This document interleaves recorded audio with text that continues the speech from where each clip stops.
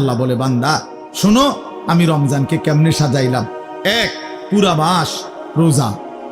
2, প্রতিদিন ইফতার। 3, প্রতিদিন সাহারি। 4, প্রতিদিন 20 রাকাত তারাবি। 5, শেষ দশকে এতেকাফ। 6, শেষ দশকের বেজর রাত্রিতে শবে কদর। এরপরে 7, একটা নফল একটা ফরজের সমান। 8, একটা ফরজ 70টা ফরজের সমান। 9, প্রথম দশক রহমত। 10, মাঝখানের দশক মাগফিরাত। 11, শেষ দশক জাহান্নাম থেকে মুক্তি।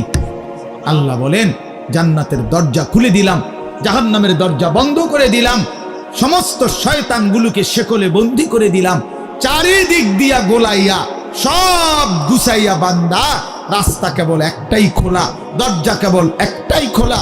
পুরা রমজান রাতে আসো, দিনে আসো, দুপুরে আসো, শুধু আমার গোলামি করবা, গুনাহ ছেড়ে দিবা, আর একটা দরজা দিয়েই সবাই ঢুকবা, শুধুই জান্নাত, শুধুই জান্নাত, শুধুই জান্নাত, শুধুই জান্নাত। কারণ দরজা তো খোলা একটাই, জান্নাতের দরজা, জাহান্নামের দরজা বন্ধ। এই মাসে আমি কোনো দিকে দেব না, শুধু জান্নাত।